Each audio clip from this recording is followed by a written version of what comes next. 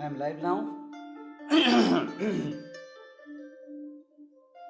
Those who are watching the recording, they can just first fast forward first 10 to 12 minutes. After that, the actual content starts. So in this period of 10 minutes, we wait for the participants to arrive. Thank you.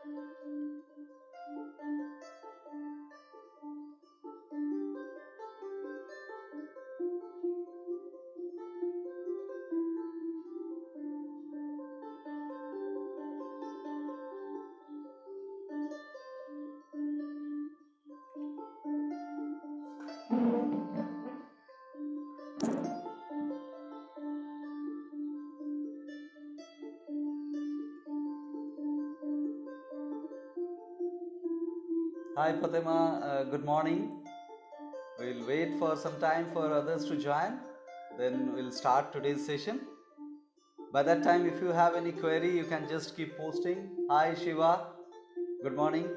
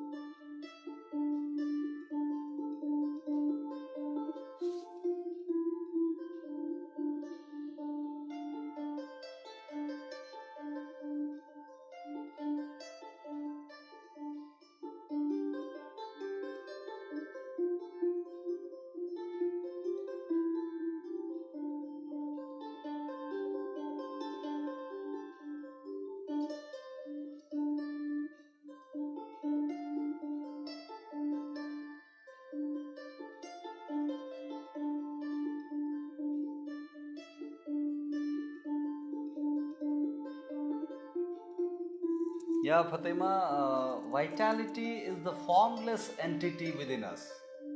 The formless entity, which doesn't have any form, which drives us to do any activities.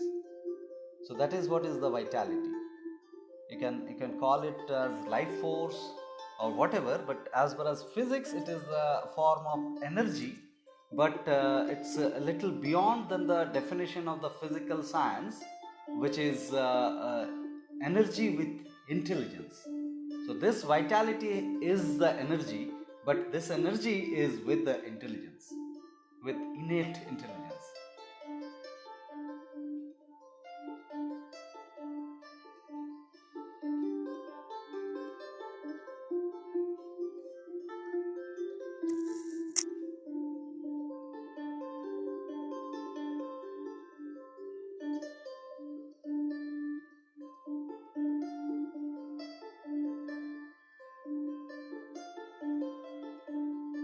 By the way, how is the audio quality at your end, if you can confirm through chat? Till other arrive.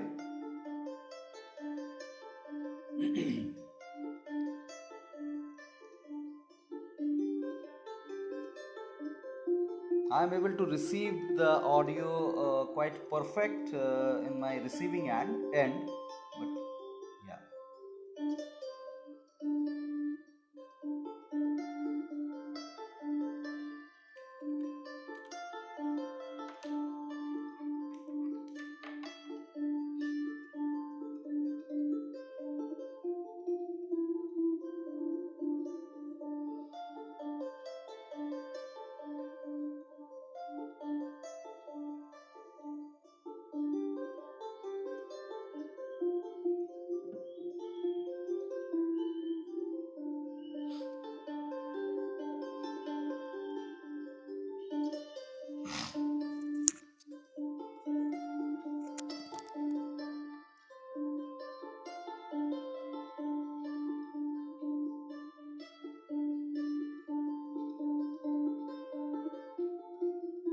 Yeah, thanks Shiva for confirming that.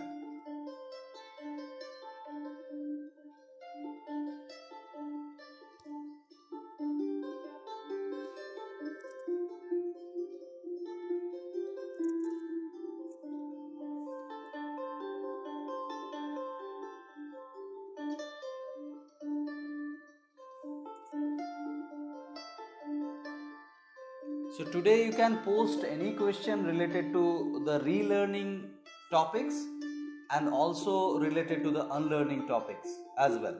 So progressively we will be intensifying the doubt clearing things. Yeah.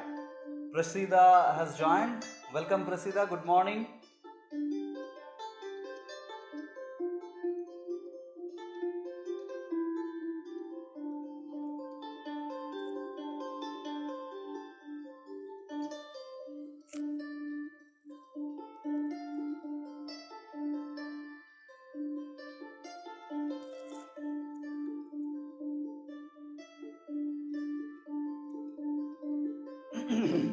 We shall wait for another 4 minutes, then we'll start with the 2 minutes of silence, then we'll switch over to the topics.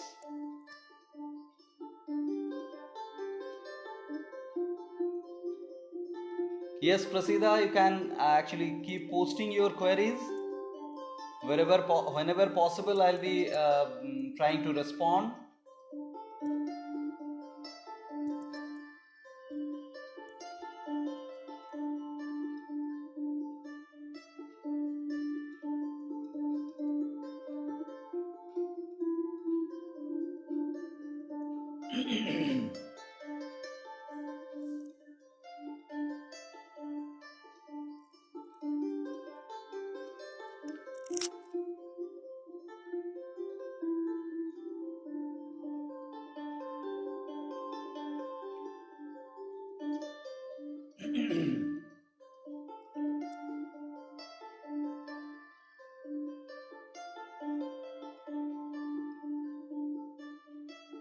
Let me check the WhatsApp group once if any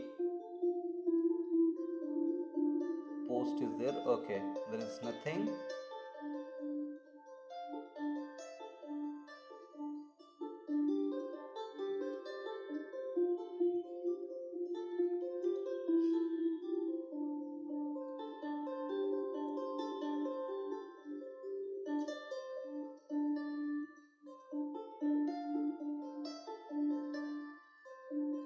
Yes, Prasida asked, I understand the stages of disease she meant, but how do you identify them and help them come back to vitality? Yes, today we'll be exploring that. Thanks for the question.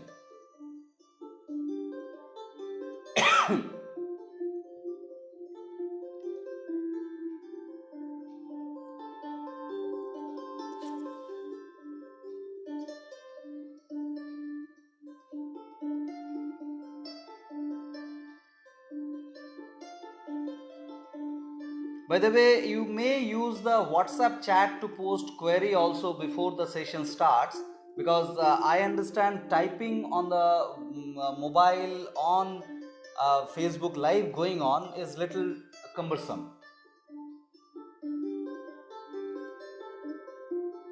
Yes, vitality quotient is different from person to person. Today we'll go deeper into the aspect of understanding vitality and vitality quotient. Stay tuned. So we shall start with 2 minutes of silence.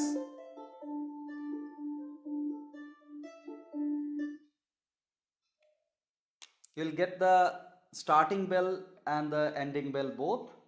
So you can close your eyes and go into silence to make a prelude to the class.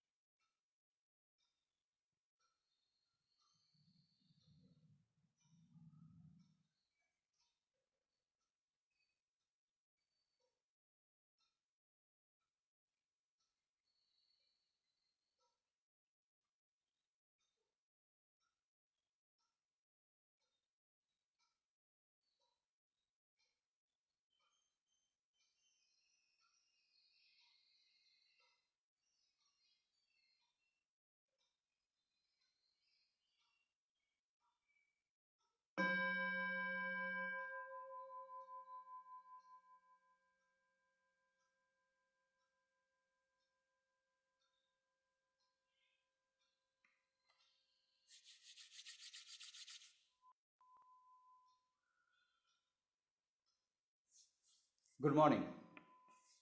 Let's start today's session. Today is the second day of the PSYsolution Foundation course, level 1 weekend course, and we will, good morning, Mr. Pradeep. So we have done the silence by that time you joined, and we are starting the session today now. So while going to the aspects of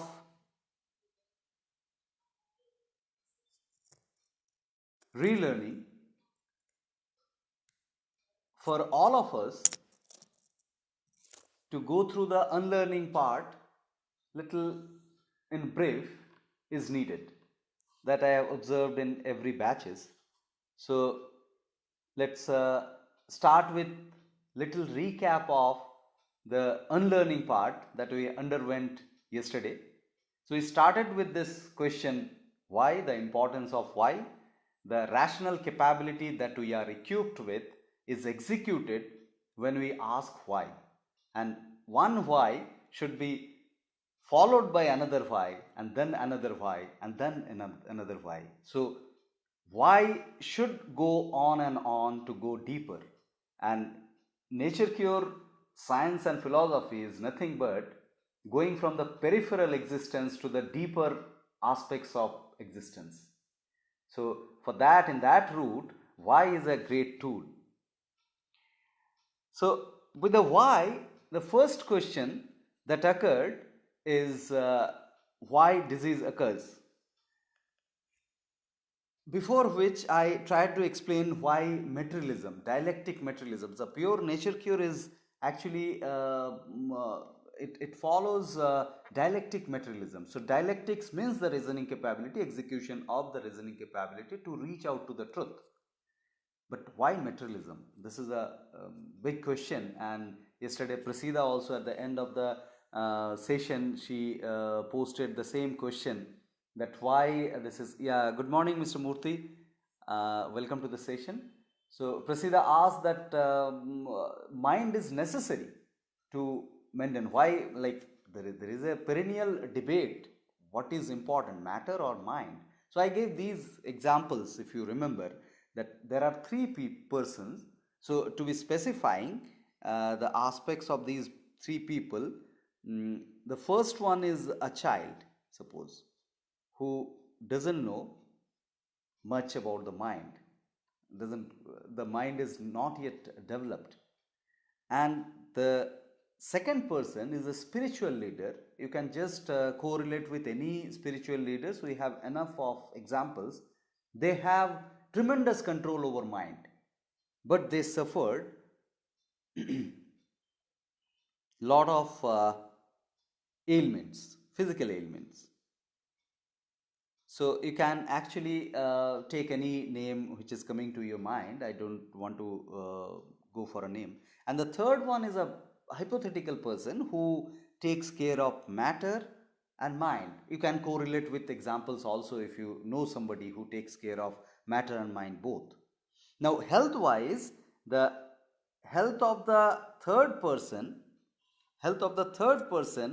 will be the best health, then the child's health, then the spiritual leader's health. Spiritual leader who doesn't take care of the matter. So this way we can understand that matter is always before the mind. So, and that is why nature cure is a materialistic science which gives more importance to the matter. And when I say matter, that doesn't mean the man-made matters. The nature-made matters we mean here. Right. Yeah, by that time Shiva gave a question, during disease physical rest is okay, but can we light mental work like reading, etc.? Yeah, definitely, because mental work is a complex thing. If you do not apply your mind, then mind also sometime tend to apply more, so that may innervate you. So if you engage in reading and even watching some light movies or kind of things is also a relaxation, is a mode of relaxation. I agree. So we'll go into that implementation things tomorrow in details. So yesterday with the question of why disease occurs, we started and we explained the meaning of vitality and nature cure. The vitality is the life force. Already Fatima asked today again that what is vitality. So vitality is the formless aspect of our existence. So our existence is a combination of form and formless. So vitality is the driving force behind all the activities that we do. In physical science, it is quite similar to the energy. But in nature cure, the vitality is not only a dumb energy, it is an intelligent energy that is within us. So it is energy with intelligence, you can consider. And nature cure science is nothing but the science of managing the vitality. So we need to understand deeper the aspects of vitality and how we can manage the vitality to attain a better state of health and happiness. That is the final objective. Now, while talking about that, we discussed about the first law of thermodynamics, which says energy can neither be created nor be destroyed, and which is the hint of considering the vitality quotient fixed. Till the time of death and the body perishment, the vitality quotient remains unaltered. So this cannot be changed in the lifetime, and that is why it is this nature cure route is different route than other fraternities of treatments where the vitality quotient is not considered as fixed. While discussing this foundation of nature cure, we introduced these two principles, the voice of the organism and the law of unity. And while talking about the law of unity and the voice of the organism, we talked about the good sense and bad sense, and the condition of the acceptance of the stimulus for a good sense, that the stimulus should be a natural stimulus. So this stimulus should be the natural stimulus, then we can actually accept it. And then for a bad sense, the stimulus should be rejected outright, irrespective of the fact the stimulus is natural or artificial. So I repeat, for a good sense, we need to go back to the stimulus, whether it is natural or artificial. If it is an artificial, it is doubtful. It should be rejected primarily, but in few cases you may have to accept it, but be skeptical about it. But in natural stimulus, which is giving a good sense, don't worry about it. Go for it. Accept it. Bad sense, the stimulus, irrespective of the origin of the stimulus, it is to be rejected. We should not suppress the bad sense and accept it. I gave the examples of apple and apple jam and a chili. So apple gives a good sense, apple jam also gives a good sense, but apple is acceptable, but apple jam is not acceptable. Whereas chili gives a bad sense, it should not be suppressed by mixing with something else and having it inside. So outright it should be rejected. Chili is a natural substance, but it is not good for health. Then we proceeded with the further understanding of these two principles, where we understood that if we defy the law of unity and the voice of the organism, so in those cases our vitality gets depleted beyond its planned uses. So in those cases, actually the vitality curtails the planned activities. And what are those planned activities? The planned activities are input, processing and output. So output gets curtailed. This output gets curtailed primarily. So we have reduced output in case of innervation. When we innervate ourselves, so the definition of innervation, you can note also if you have a pen and paper, that innervation is the depletion of vitality beyond a limit, and that limit is customized person to person. That is a unique limit for each person. So now when we are innervated, one of the activities is curtailed, primary activities curtailed. So I said that input, processing and output are the primary buckets of the activities, and under which lot of activities are there. So input and processings are tried to keep intact by the vitality, but the output is curtailed, because this is the third step that we perform, that our body performs. So when we have curtailed output, that time the output actually which are supposed to throw the toxins, that gets curtailed in terms of stool elimination, urine elimination, sweat elimination and air elimination. So we have constipation, we have urine problems, we have sweat problem, we have breathing problem also. So in that case, what happens? When we do not throw toxins, we retain toxin within. And retainment of toxin is the only disease in nature cure considered. So there are stages of disease. Today we will learn about all those things, but the toxemia is the root of all the diseases which is triggered by innervation. So there we introduce the toxemia. And that was the point where we left yesterday, and we tried to explain the myths of germs and deficiency also, and explained it in terms of toxemia. If you recollect, then germ infection is actually the effect of toxemia. When you have toxemia, the germs may get attracted to eat up the toxins inside, and you may feel a little more discomfort on a specific area of the body because of the germ infestation. But the germ infestation is not the cause of the disease. This has to be understood. Similarly, the deficiency theory of disease again is a misunderstanding of the health problem, because this is again an effect of the health problem. When we have toxemia, we may have altered elemental ranges of the body. First of all, the medical science could explore few of the elements of the blood, but blood has got n number of elements which are yet to be explored, and there is an orchestration of the elemental values within the body when we undergo a toxemic state. This is not the cause of the problem. Cause of the problem is the toxemia. Then, and in that instance, if the blood is tested, then there will be some fluctuation of the ranges comparing to a general and common range, and we may consider that we are suffering from deficiency. So the deficiency is an impact, not the cause. That has to be understood clearly. So yesterday till here we actually covered. Then let's go further to understand nature cure in deeper aspect.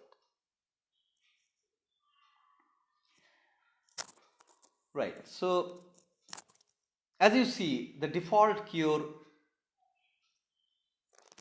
metabolism. We actually, in nature cure, this cure term is a human juxtaposition. We have given this name, but nature doesn't know, doesn't care about the cure thing. It is an ongoing process. It is an ongoing replacement of the cells that is happening. If the newer cells are healthy, then we consider that we are cured. If the newer cells are not healthy, then we consider that we are diseased. That is the difference. But nature doesn't bother, doesn't care to cure you. Nature bothers for its homeostatic condition, and towards that it actually works ongoing way. It's a default process, and we interpret that cure is happening. Now we need to, with this interpretation, with this human intelligence, we need to use it very wisely to have a continuous cure. That is what is. Now what is metabolism? Metabolism, as we know, it is a 24/7 ongoing process within the body. That is the primary process driven by the vitality. Now metabolism consists of two sub-processes.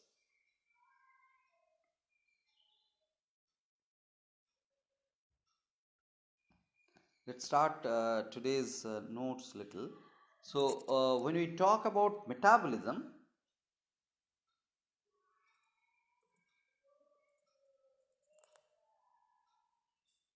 metabolism is a combination of two sub-processes. One is catabolism. We know this because in life sciences we studied these, and in another is anabolism. Now catabolism and anabolism, catabolism is nothing but breaking down of the cells, and anabolism is building up of the cells. So it is an ongoing process where the cells are being built up and being broken down also. So this is ongoing. This is ongoing for till the death for all of us. Now when catabolism throws out the older parts of the cells, and anabolism brings in the newer parts of the cells, if the newer parts are healthy, then we get cured of the older problems. This is the phenomena that we experience as cure. We need to understand. So that means the cells are always being changed slowly and gradually, but continuously and consistently. Now this has to be understood that we want or don't want, in 15 years time we are bodily completely converted to a new person.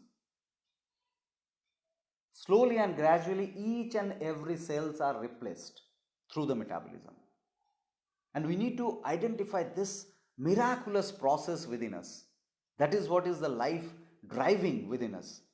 And we need to use it very intelligently so that the newer cells are healthy and healthier ongoing, and we enjoy the fullest of the life.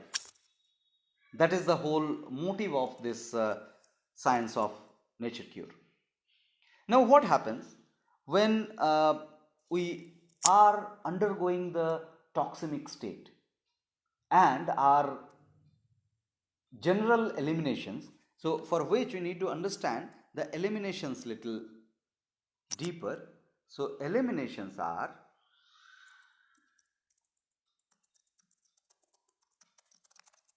of three types. You all might have studied it in the notes also. So, the three types of eliminations are continuous, regular, and spatial. Now, continuous is the breathing process which is going on 24/7. Without breathing we cannot survive. And regular are your, so this is breathing, this is stool, this is urine, this is sweat, and the menstrual flow for the ladies, and mucus formations are also considered regular formations in the eyes, in the genitals, all those aspects. So, and then comes the spatial. This is very important to understand. The spatial elimination is an initiative by the body when body senses a toxemic state preceded by the innervation. So, innervation is the first indication. You feel tiredness, but you don't listen to that voice of the organism and carry on with your define the voice of the organism and law of unity.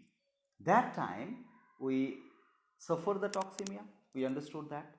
Now, when this toxemic stage happens, the nature has got its own mechanism to cover it up, because nature senses, because our intelligence is very minuscule in terms of the vastness of nature's intelligence. Now, nature has got its own program to counter that state of toxemia on the name of spatial elimination. Now, what are these spatial eliminations? These spatial eliminations are primarily fever,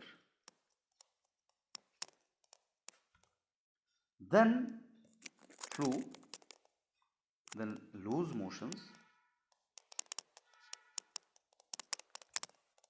then skin disease, skin rashes or any kind of disease. We'll explain all these things. Then acute pain is also considered kind of spatial elimination. And if you go deeper to understand, and you will correlate with your experiences, all these spatial eliminations, the flu, loose motion, skin rashes, and acute pain, if it is a kind of good amount of elimination is happening, then fever is undeniable accompanying experience. So when you have good flu, quote unquote good flu, because this doesn't give good experience, this gives a lot of discomforts, but fever is an conjugal thing for loose motion also, for skin rashes also, for acute pain also. So fever is the primary spatial elimination that we need to understand, and this particular aspect is considered as healing crisis. A crisis, definitely a crisis, a discomfort, but that comes to you to heal you, to clear the toxins within, so that you will enjoy the better health. This is a primary understanding of health, and there we need to actually mark the difference between all other symptomatic approach and this understanding of nature cure. This very intellectual cognitive activity that you have to run through because of lot of conditioning that we have underwent, including me. I was also following the conventional routes of treatment with my health problems. Then when I realized, then I understood the world is something else. The universe is moving in some other default motion rather. So what do we do because of the experienced discomforts? What do we do, if you can correlate? We actually try to avoid those primary discomforts. The fever, we feel discomforts, and see, we need to understand the meaning of discomforts here, because the discomfort is an obvious aspect when you come in contact with toxins, because we have these external senses where just take up a chili and rub it on your skin, it will irritate. Even if you are taking into your tongue, it will irritate for sure, but it will irritate here also on the skin. So on the outer surface, whatever toxins come in contact, that gives irritation. We need not to understand any rocket science to understand this, that the toxins are irritating in nature, and any irritation will give you discomforts. So whenever some toxin from the body, within the body, is being thrown out, when it comes in the contact of outer senses, it ought to give discomforts, because you had that. Now this is, after understanding this is absolutely our choice. What do you want? We want to retain the toxin, or we want to throw out the toxin. If we understand this basic phenomena, then the suffering out of that discomfort will be lessening, because we know why it is happening.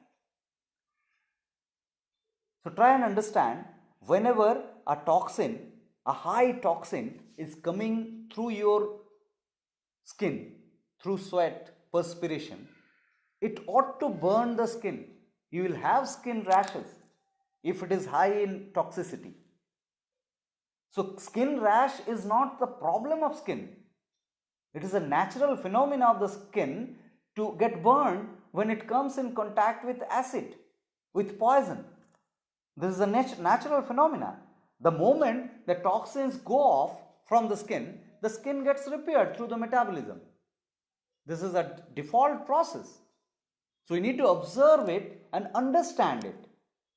When we understand this deeply, that time the pain will not cause suffering. As they say, that the pain is mandatory, but the suffering is optional. And with that understanding, the suffering becomes lesser and lesser. This we need to understand. So instead of suppressing that particular discomfort at that primary level, all the time you perspire, you don't get skin rashes. But when we opt suppression ongoing, then the toxin inside gets intensified and the toxicity gets hiked. That time when the perspiration brings out the toxin, that time it burns the skin. We get the skin rashes. So you need to understand, at the very primary level, we should not suppress it, because the going off of the discomfort is not the cure.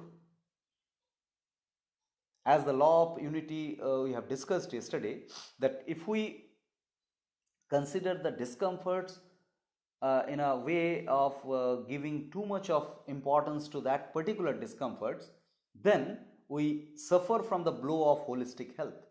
So we get rid of that particular, yesterday I was saying that if I have pain in my wrist, if I take a painkiller, then the toxin will not go away.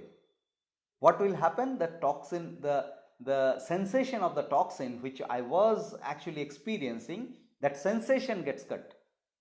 So I don't get that signal to my brain about this pain, but the same toxicity works there. And it works with lot of resistance. Resistance in the sense, just try and understand, if I am getting pain here, and I am not able to move it like this, that means the body wants me to keep the hand like this, and it is working in this area to liquefy the toxin. We'll go deeper in this liquefaction things tomorrow primarily. Today also I'll touch upon. So suppose I have taken a painkiller, the pain will go off, then I'll not have any pain to move it like this. Now when I move it like this, that time the body, what was working here, the vitality what was working here to help me to get rid of the pain will be hampered. Try and understand. So body has got its meaning to not to allow me to do like this. This very primary understanding. Now taking the painkiller, I could suppress the pain. I am not sensing the pain in my brain, then I can move it now. Now this pain was having a meaning, but we actually hampered the process. As yesterday Prasida asked that beautiful question that why matter is more important, and I gave the example of child. This nature cure is not needed at all unless we restrict the nature to do its work. These all initiative is not needed at all. These all initiatives are for the awareness of lessening the hampering, lessening the restrictions in the nature's phenomena, nature's activity. So mind is not needed at all. Mind actually creates lot of restrictions, and then we are actually trying to overcome all those restrictions and to erase those restrictions. Definitely the evolving of the intelligence gave us lot of facilities of life. Without these facilities we cannot imagine this present life. Even we are talking to each other, we are communicating to each other because of those intelligence. This is not to be demeaned, but this is the time to expand our wisdom also, so that we go over our intelligence and we should use our intelligence wisely. So the technology, for example, the technology that I am using for this class should not govern me. I should master the technology, and I should have a knack of leaving it whenever it is needed. I should not feel dependent on the technology to lead a life. So these facilities are not mandates of life, we need to understand. These facilities are to be used, and just to be used as a slave. These are the slaves for us. We should master them, but they should not master us. So this is what is the beauty of understanding the intelligence wisely. So we'll reap the benefits of the facilities, but that should not be the mandates of the life. Now coming back to the topic, that separation. When the discomforts bothers us a lot, we opt for separation, and we keep on opting separation repeatedly. When that happens, the next slide is very important. When that happens, you can take a screenshot also if you need of the next slide, because this is the primary understanding of nature cure, what I am going to unfold in front of you. Now this is a graph which shows the disease stages, healing crisis, and separation. So here you see, let me explain the graph first. In this graph you see the x-axis. The x-axis is the duration, time, and it shows the chronification of the disease also. And the y-axis is the vitality spent. So x-axis is the time and y-axis is the vitality spent. Now here you see A, B, C, D, E, F, G, 7 points. So these 7 points, these black 7 points are disease stages. As you see, disease stages is written in black, and this A, B, C, D, E, F, G are also written in black. So these are the disease stages. Now this blue line which is going up is nothing but the vitality spends ongoing, and this red lines are the suppression, as you see. So the black was disease stages, red was suppression, and these green ovular shapes, as you see, these are the trials of initiation of healing crisis. So I'll tell you this story, just try to understand. So these ABCD are again explained here, as you see. These are the stages of the disease.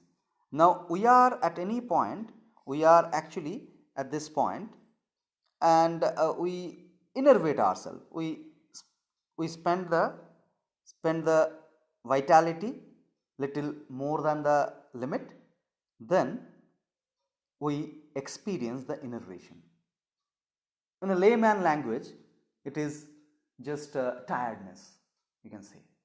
A lot of different type of tiredness that we experience. So the moment you feel the tiredness, if this tiredness, feeling of tiredness is a kind of healing crisis indication that you need to take rest.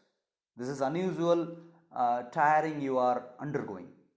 At that point, if we take rest, then all okay.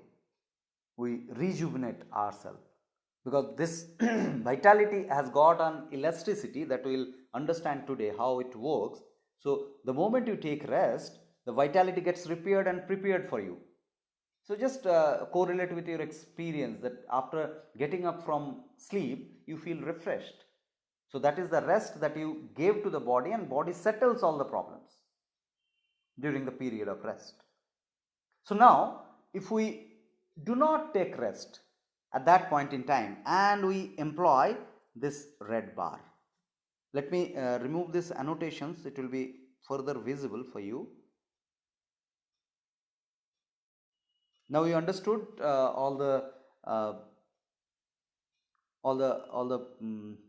what do you call legions of this graph, x-axis, y-axis, and ABCD, blue line, red line, everything.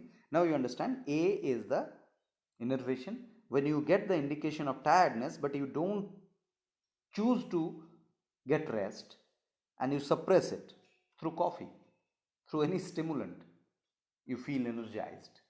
These days actually blue lights works a lot to sway the tiredness superficially. Now that is being researched also by Phillips. I had an opportunity to attend a conference where I attended this lecture from Phillips Lighting Academy. They are actually researching on the blue lights, and all these blue lights which are installed in the ICUs of the hospitals, where the hospital staff should not sleep, that blue light helps them not to sleep. So there is a phenomena, and it is a kind of suppression of the sleep. No? So when we suppress that, this red line is the suppression. Then we drift to the next stage of the disease, which is toxemia. And we understood this yesterday, and today also we revised that aspect. So when we suffer from toxemia, that time also body triggers primary healing crisis to get rid of the toxins. So first healing crisis, the indication of the healing crisis was not to allow you to go for the toxemia. If you would have gone for that, you would have not experienced the toxemia. Now you have suppressed your tiredness, your innervation, then you drifted to the toxemia. Now body gave you the healing crisis to get rid of the toxin. Now when we do not allow that also, the fever came, to be specific, and we suppress the fever. Then we drift to the next level of the next stage of the disease, which is called irritation. We will be actually experiencing a lot of irritation when we retain the toxin. and it is an ongoing irritation. We are going towards the chronification.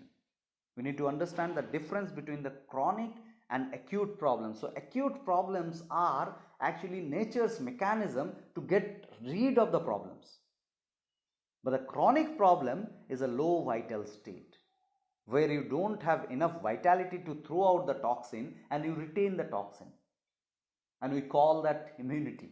Yesterday we discussed about that. Retainment of the toxin and not having the acute conditions is not a good sign of health.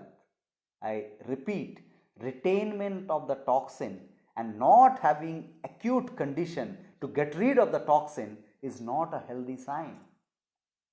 So the immunity, so-called immunity of disease suppressing is not good for us.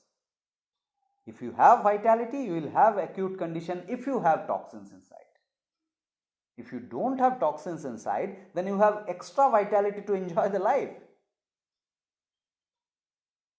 That is the beauty of vitality, and vitality should not be confused with the term immunity. Now coming back, so in that irritation stage, also if we sway that state of irritation through lot of suppression further, then we drift to the inflammation stage. So see, these all has got a clear-cut indication, communication by the nature. If you are experiencing irritation, then nature is saying, so this pain is an irritation, that example that I have given you. Now the moment I do not hear this, I do not hear this voice of the organism, I suppress this. That time the chances are there that this portion will get inflamed. This portion will get inflamed and that will restrict me to move my wrist. And body is trying to work within by making a confinement in that region. You all can correlate now with your experiences of inflammation. Any kind of inflammation at the primary stage, not in a chronic stage, because chronic stage inflammation is a complex entity that may get triggered after suppressing lot of stages. But I am talking about the primary level of the suppression. When you experience first time, that time the inflammation will occur to get rid of the problem instantly. If we acknowledge that, then you get the problem out of your body through the reverse stage. So you will experience fever also on the going back to that. I will come to that a little later. So now when you are inflamed, that inflammation is also suppressed by you. If you suppress this inflammation also, then you drift to the next stage of disease, which is ulceration. If you try to suppress the inflammation, then the skin will get ruptured outside, externally or internally, and it will try to throw out the toxin. There you are suppressing that ulceration also. That time the body, so every stage the body is trying to help us to get rid of the toxin. But here at the stage F, body understood that this guy is not allowing me to throw out the toxin, so let me harden it, let me keep it confined so that the other parts are not affected, so that the other parts are not affected. So the tumor forms, the stone forms.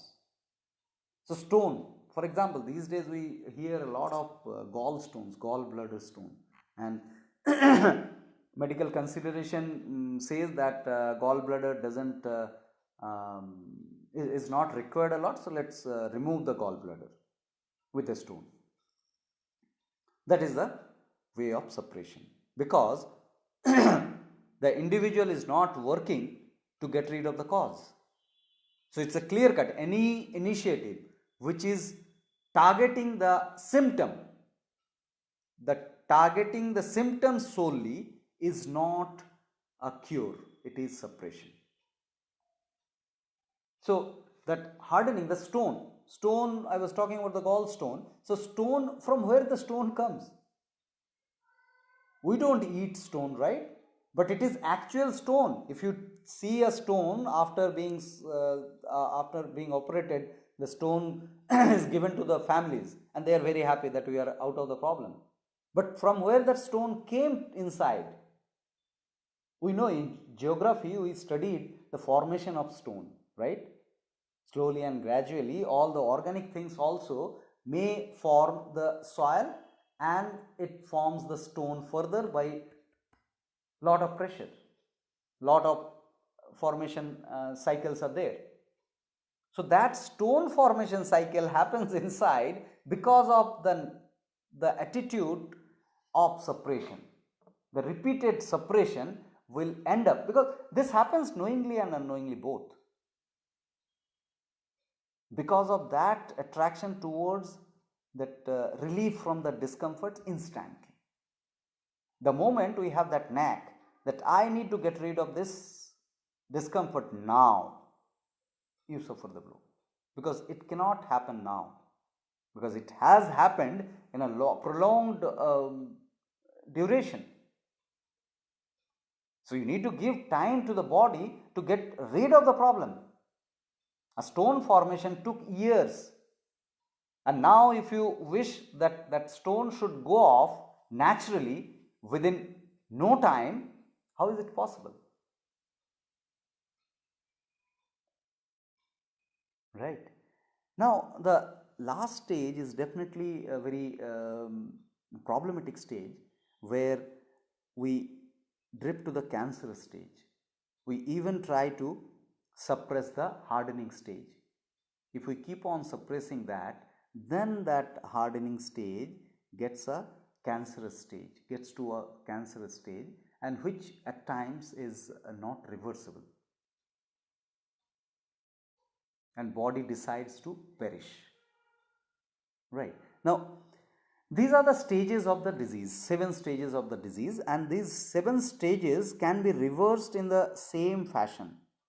So while returning, the body will experience all these stages. So if you were in the stage of hardening, you will experience the stage of ulceration, inflammation, irritation, toxemia, innervation on the go. So you need to give time to the body if you wish to have cure, not suppression, to get back to a natural homeostatic condition. This is absolutely a personal choice. Which one we need in our life? We need suppression or cure. Right, so this is what is the 7 stages of disease, and this is very important to understand the health and happiness, you know. So any question, keep on typing on the chat so that I can respond to that. Now in this actually we have already covered the acute and chronic diseases.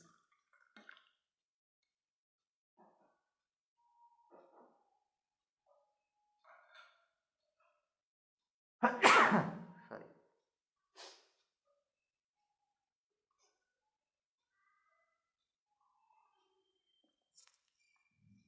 Now the difference between acute and a chronic disease can be identified with the body temperature, and this temperature, body temperature, is not as the blood diagnostics, you know.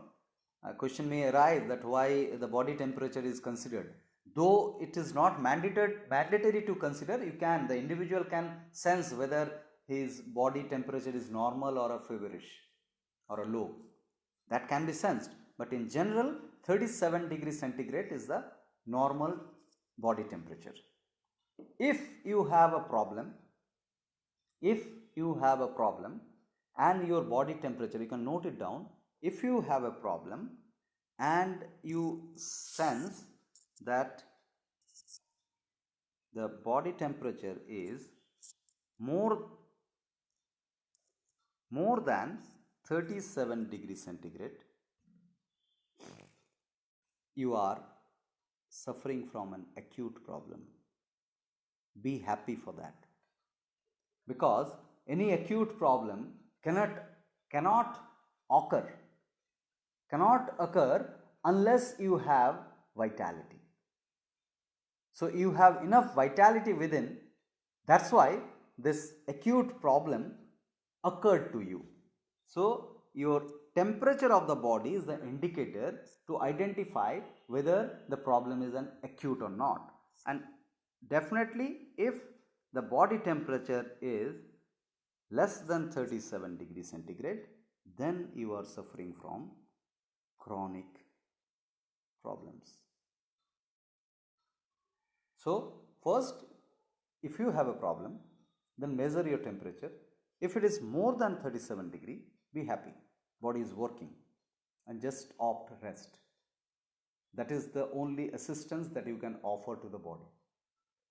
You are under acute condition. If you have a problem, then and your temperature is less than 37 degree, then you are suffering from the chronic disease. And that chronic disease also needs the conservation of vitality, and that conservation of vitality needs planning, a lot of planning, so that you can drip to the acute problem. That is the final objective, you know. So you need to understand the difference between the acute and chronic disease.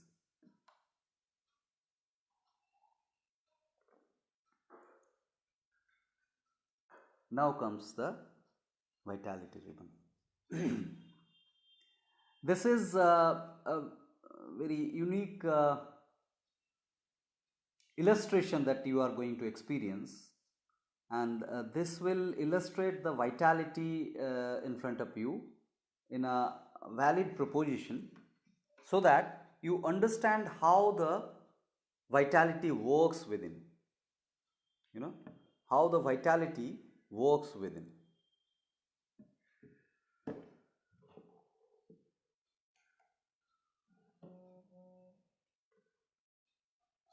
Yes. So before going to the vitality ribbon, let's understand these two cases. One is Miss Sridevi. Sridevi, and also I can take the example of recently came into the news, Sonali Bendre, because Sridevi was not known as a healthy lifestyle person as Sonali Bendre. So this lady suddenly died at the age of 54, and Sonali Bendre is diagnosed with cancer. And I have those news clippings also. In month of March 2018, she was interviewed for her healthy lifestyle, and she gave a lot of credits to almonds eating for her healthy lifestyle and the health. And in the month of July, there is a coverage in the news that she is suffering from cancer. Now, cancer, as we understood, never happens overnight. This is a progressive, stage-wise happening. So there are a lot of indications that is given by the body. After that only cancer happens. I understand there will be questions about the cancer in children. The cancer in children is attributed primarily in the genetic aspects. So in that case, the parental lifestyle and parental health level needs to be analyzed, and there are a lot of indications before the cancer also in the parents' lifestyle. So we can go on those things in details, but this is a condition. What I am trying to propose here is, we may claim for good lifestyle, but we may die early. And there is another example of Richard Overton, an American veteran army person, retired army person. He is still alive, 112-year-old. and he regularly smokes cigars. Cigars is not just cigarette. Cigars means highly toxic smokes he takes, and he drinks alcohol also every day, and still live. What is the fun of this? So how do we understand this? To understand this aspect, we need to go deeper to understand the vitality. Before which, let's define the longevity first. Longevity should not be compared, because your life and my life are unique in nature, and there are attributing factors which actually decides my longevity and your longevity. How can I compare? Our fingerprints do not match. How our longevity can match? So it's always the quality that we should seek for, not the quantity, not the lifespan. Number one. Now, what are the attributing factors? I'll come to the reasonings of those two cases of Sridevi and Overton at the end of this. So let me walk you through the attributing factors of vitality. This is a very important understanding. I'd like to request all of you to pay attention to today's session because this is the core of nature cure that we are discussing. Right. Now, the attributing factors of vitality are these three. 1, 2, 3. Genetic, environment and lifestyle. Genetic attribution is a tremendous impactful attribution. Now, how the genetic attribution happens? Now, genetic attribution is a substantial contribution from your parents first, and it depends upon the quality of that substance. So when the zygote forms, taking one cell from mother and one cell from father, the quality of those cells matters a lot in formation of zygote at the first point. So this zygote formation is very much important because the quality of this substance, because we are talking about form and formless. We need to understand. So this form is this body, but the formless aspect is that energy, the vitality within, which drives the life. Now, at the time of conception, depending upon the quality of this form, the matter, the form, actually the formless is synthesized within that zygote. So here the vitality is not contributed by the parents, we need to understand. It is synthesized from the universe by that zygote, and that synthesization actually is controlling the amount of vitality reception, vitality synthesization. Are you understanding? Now, if the zygote is weak, then the vitality synthesization is also lesser. We need to understand, and there the primary casting happens of the vitality.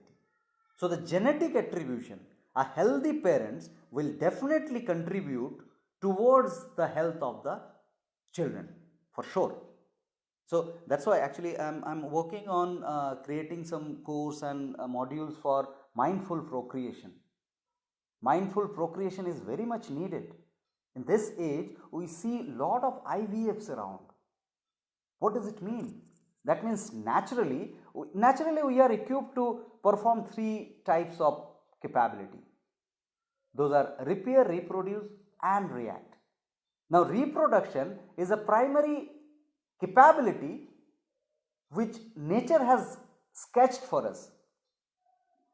If we are not able to execute it, that is one of the most unfortunate states.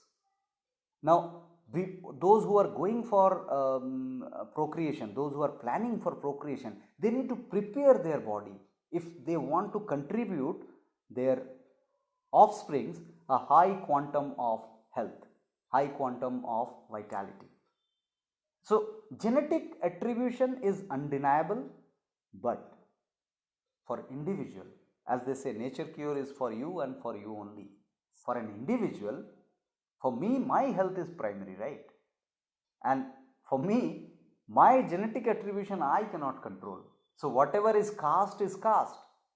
I should not bother my genetic attribution a lot, because I cannot change it. For my offspring, I should sensibly decide and prepare my body. That's fine. But for my vitality quotient, whatever I have received, that is the final cast. Now I need not to bother about my genetic attribution a lot. Number one, for my health I am talking about. Now the environment. Environment is another crucial aspect which affects our vitality a lot. Now environment is not again an individual aspect. It's a community effort.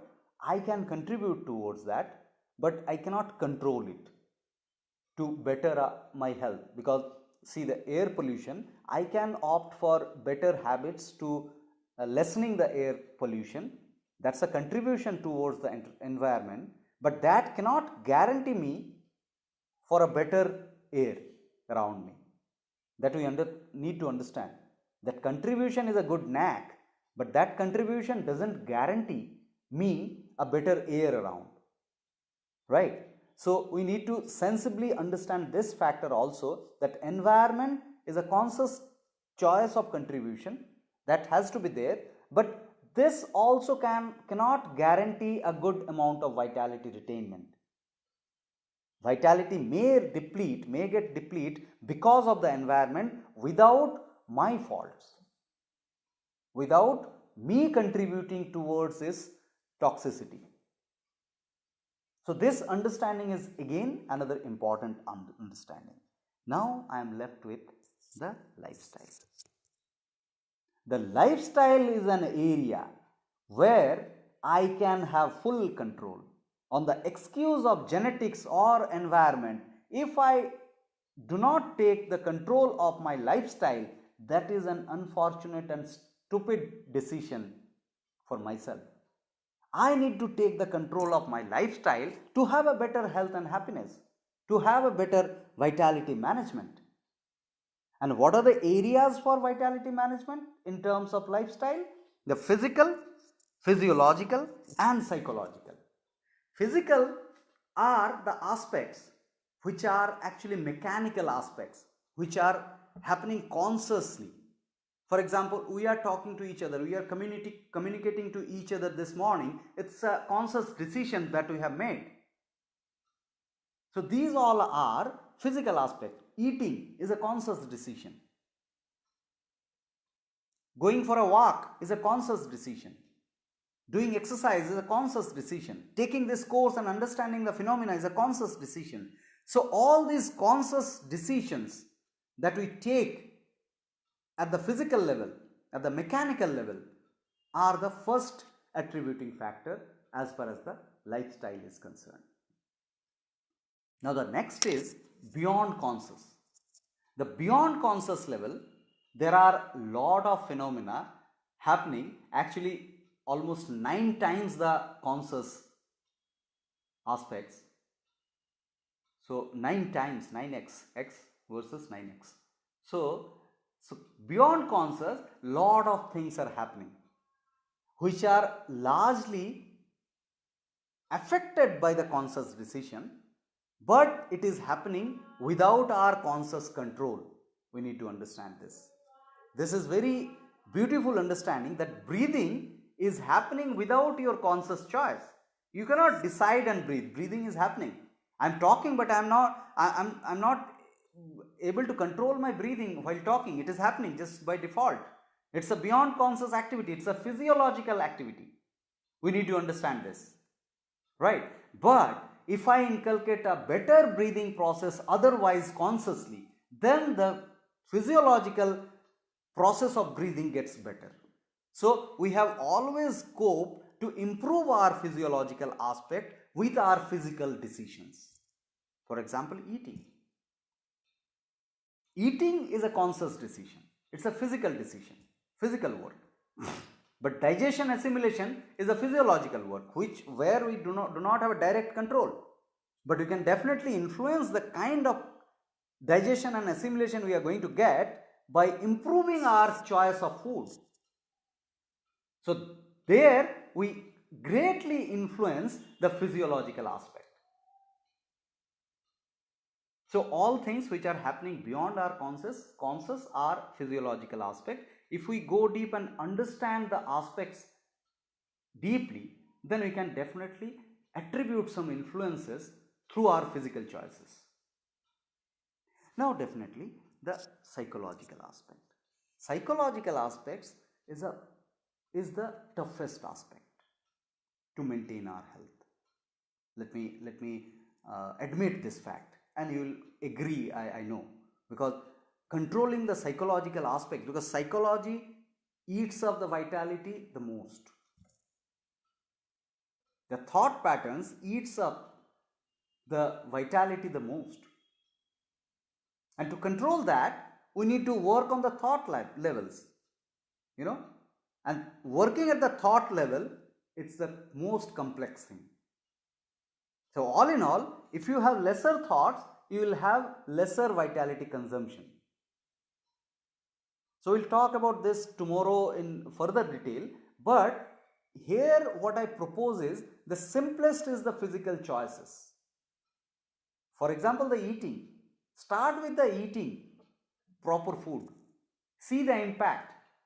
Then go for little bit of conscious activities like physical activities, exercise and all. We'll go in details tomorrow under the implementation, but just try to understand that these are the easier aspect. And while starting this easier aspect, if you go with this consistently, then you develop a knack of thinking rationally, thinking better and thinking lesser. So if you start with the food action, then managing the thoughts become easier. But if you focus on the thoughts only without managing this, again that matter and mind aspect, if you understand this, so matter is always the primary and the easier approach. So start managing your matter to start this health and happiness lifestyle. Right, now coming to the vitality ribbon now. Now vitality is your unique wallet. It's just as similar as your currency with these two conditions. That the bad news of this wallet is you cannot earn more. Whatever is cast is cast.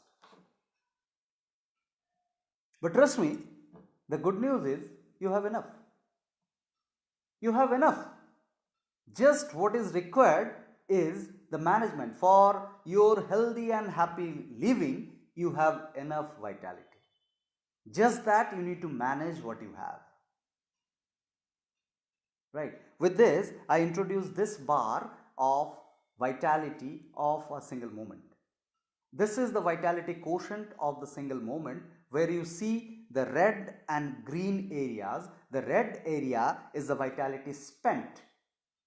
The red area is the cumulative vitality spent. So when I say cumulative vitality, you need to understand that vitality is this equation. You need to understand the cumulative of the vitality is V1, V2, V3, Vn plus Vc. Vc stands for conserved vitality. So this is the total quotient of the vitality. So this is what is the vitality quotient.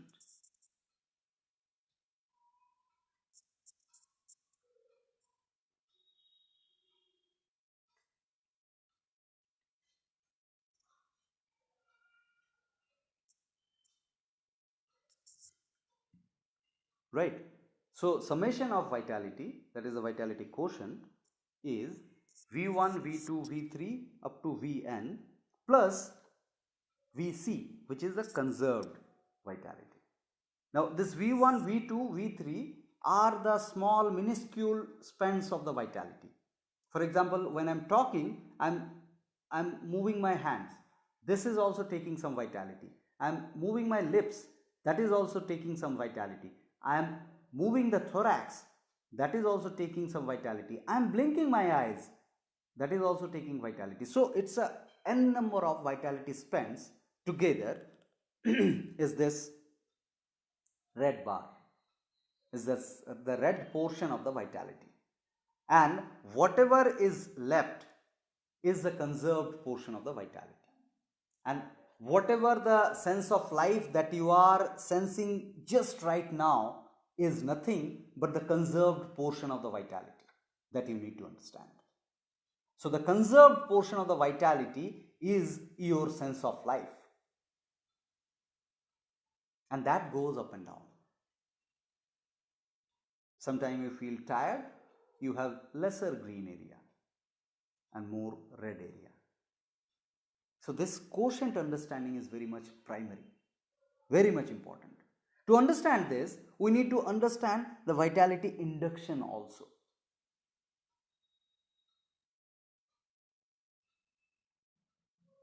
The vitality induction can be negative and positive both.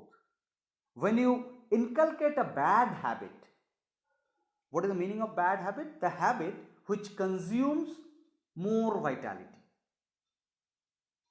and is not reciprocated with the kind of conservation or the relaxation.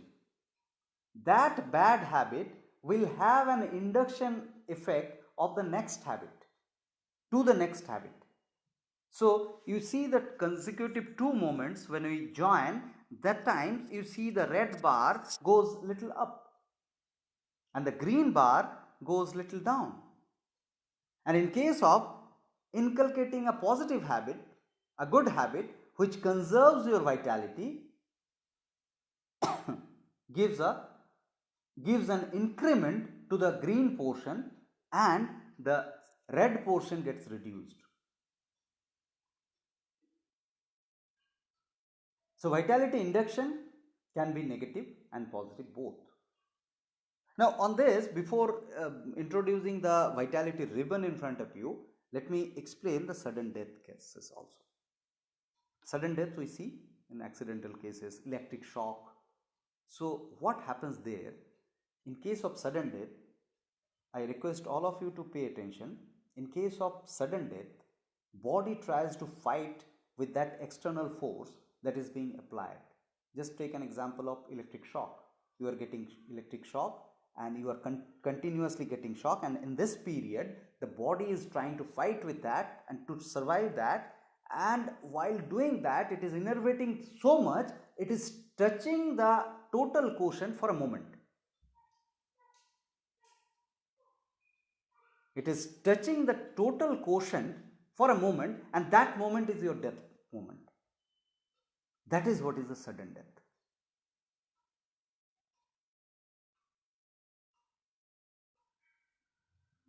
Where you are trying to survive, but while doing this you just touched the beam, the brim of the vitality quotient. That instant touching actually gives you the death.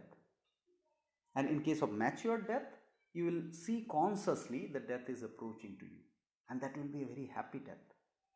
Slowly and gradually you will accept all the phenomena maturely, and you will understand that today I am going to die, or death is coming in few days, I am going to die, and which is fine for me. That is what is the mature death. Unfortunately, we all are suffering around, we are seeing around are the immature, premature death. So let's strive for a mature death. It doesn't mean how long we are staying in this universe, but we should stay happy and healthy for the period where we are living here, when we are living here. This is very important. Now let's connect these moments of the vitality. moments of the vitality, as you have seen that small moments, if those are connected together, then this forms a ribbon.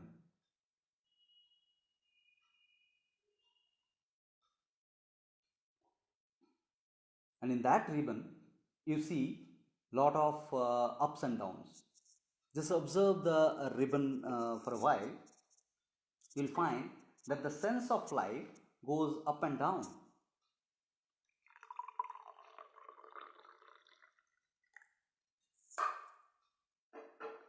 The sense of life goes up and down, and so the vitality span.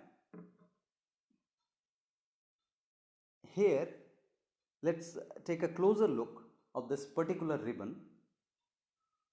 A conventional life with casual suppression, without much of thoughts, when we suppress the health issues, voice of the organisms. This ribbon explains a casual suppressive life, where you see the point number 1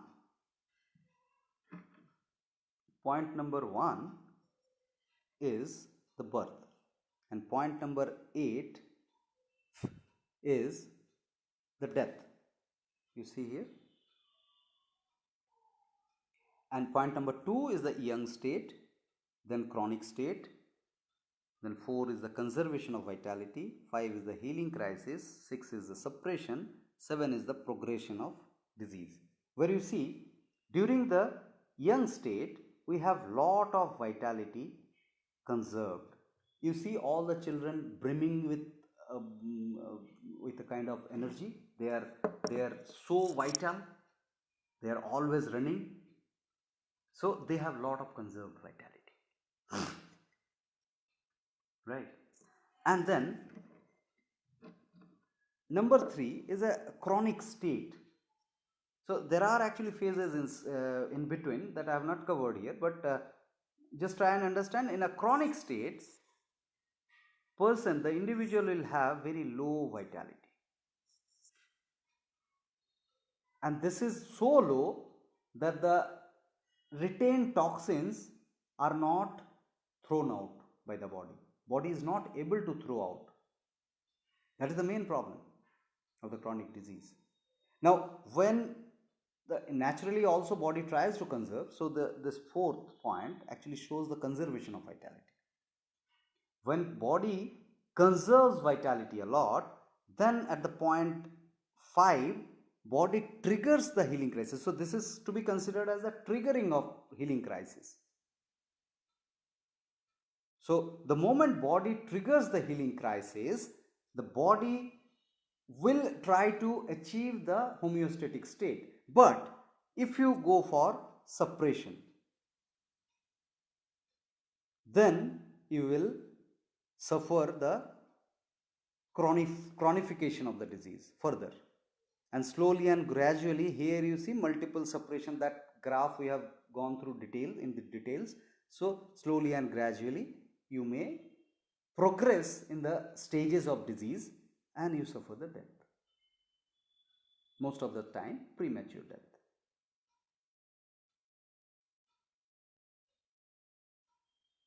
Now what is vitality intelligence? Vitality intelligence is a capability of individual to manage the vitality in a proper way, so that there will be homeostatic sense of life throughout. This is an example of well managed vitality ribbon, where you see lot of greens, though there are ups and downs.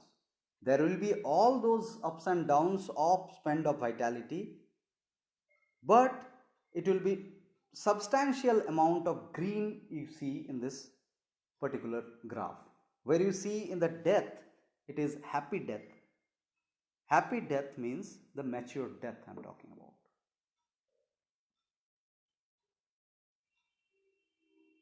Right. So now severely mismanaged vitality, lot of reds you see, unmindful conservation of vitality, that also happens. where your conscious effort is not there, default conservation of vitality happens. There will be healing crisis also, triggering of the healing crisis, but suppressions are more, and slowly and gradually the untimely death happens. So untimely death means the premature death I'm talking about.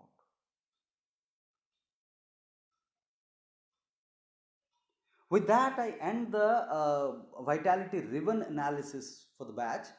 I welcome your doubts and questions throughout the day today in the WhatsApp chat also, or today now also you have time. And before going to the queries, let me reintroduce those two slides of Sridevi and overtone. So first of all, see, the surface do not define the actuality. If the surface is very glorified, attractive, that doesn't mean that the individual is having a good lifestyle. So surface do not define this, we need to understand. And holistic factors to be explored, holistic factor in the sense the genetic, environment and the lifestyle both, all three. And in most of the cases where you see the death, despite of right lifestyle, death little earlier in comparison with others, that time the genetic attribution to be understood clearly, because the genetically the individual might not have received good amount of vitality. If the individual is following a right lifestyle analytically, we understand that, then also she or he has a lesser lifespan. That means the genetic attribution to be explored. And then sudden accidental death, as I have explained, that also may reduce the longevity. We do not have much control over that. Then coming to the Richard Overtone's example, Richard Overtone's genetic disposition is very strong, there is no doubt about it.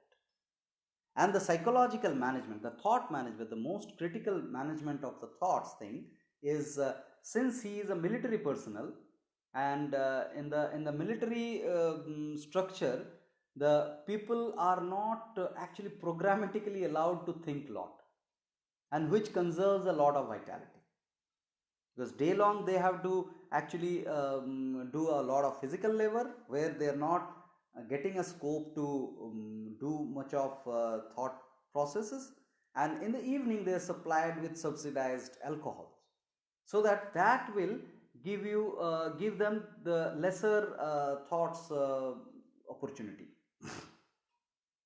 So with that, their psychological management by default gets better in terms of vitality conservation. Another aspect we need to understand, that suppression may extend your life. Yesterday I have given two examples of recent past political leaders. They actually were under the life support. So the life support is nothing but the suppression of body's activities. So it is just not allowing the body to die. So that may extend your life, but that may not extend your healthy and happy life. And that matters the most. So quality is to be considered much more important in comparison to the quantity. So at this note, I would like to conclude today's theory. Now I request all of you to post questions if it is coming instantly to your mind, and otherwise I'll call it a day.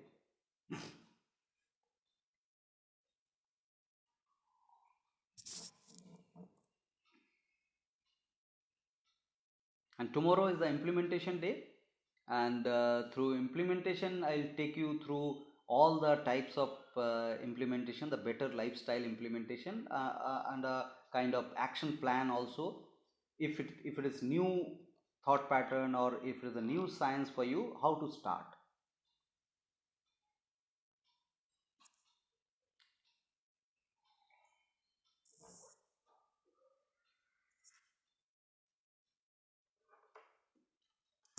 I shall wait for some time, 5 minutes, because Facebook actually gives some delay, lag.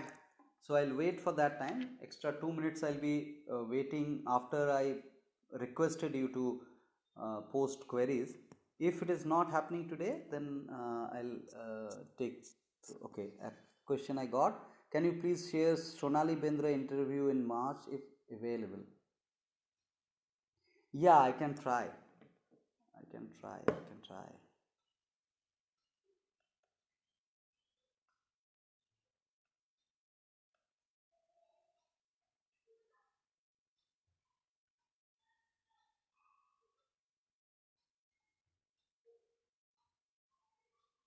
Yes.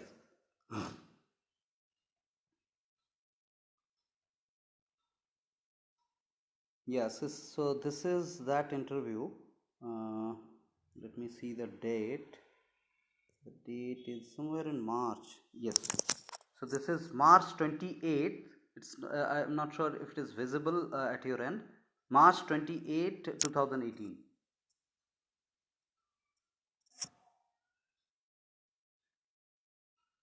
Right, where Sonali Bendre shares his fitness secrets, says handful of almonds daily helps her stay fit. And this is the next.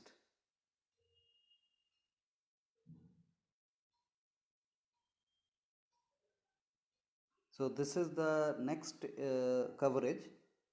It's July 6, 2018.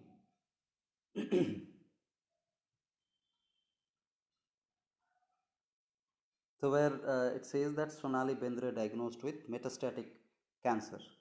Know what it is. So that's details of the metastatic medicinal view of the metastatic cancer. But the main point is the healthy life and the cancer. Right. Yeah. Thanks, Fatima, for acknowledging that.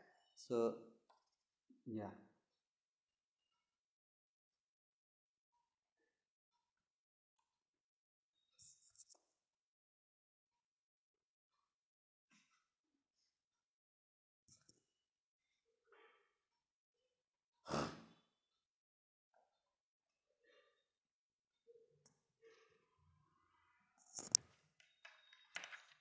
So yeah, I'll wait for some more question. It's 7:37. So we'll start the silence at 7:40 for 2 minutes. Okay. Prasida sent some WhatsApp, it seems. Let me check. Yeah, are pimples a set of symptoms to be observed at ulceration? Yes, absolutely. How does the zygote becomes weak? Yeah, zygote becomes weak if the parent's cellular level is weaker. So if the body of the parents are weak, then the zygote becomes weak. What are the good habits that increases the green or the vitality? Yes. So the good habits actually we will be taking through tomorrow's session. So that would be really interesting, and I'll be sharing a lot of physics of vitality to understand it.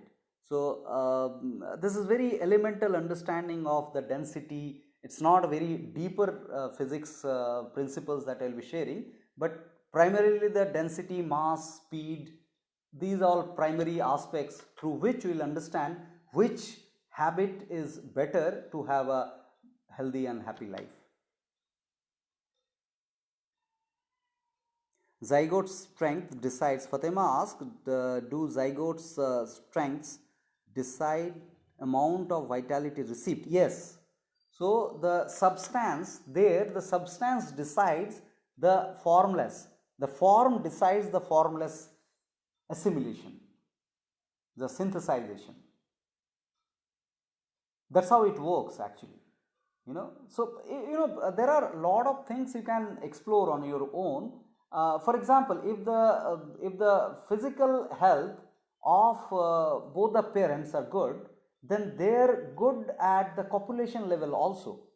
the quality of sexual interaction also will be of a good good quality, what I mean to say. And then with that, the heat evolved is also better, and that evolving of the heat actually helps to get the more and more vitality during the time of conception. This is absolutely physics, and we'll explore that more tomorrow on connection with the heat, speed and density, you know.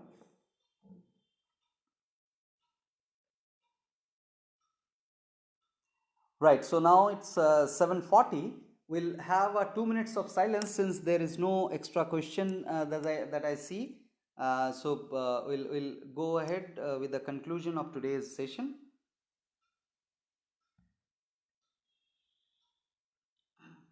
So as usual, there will be 2 bells starting and ending.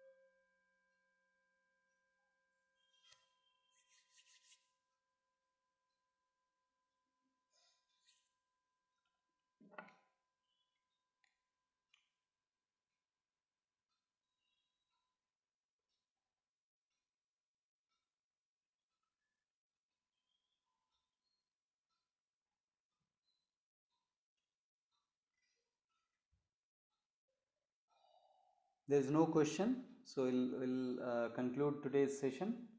See you tomorrow, and tomorrow it could be a little longer session because implementation is the main aspect of understanding this science for what we are understanding. Thank you.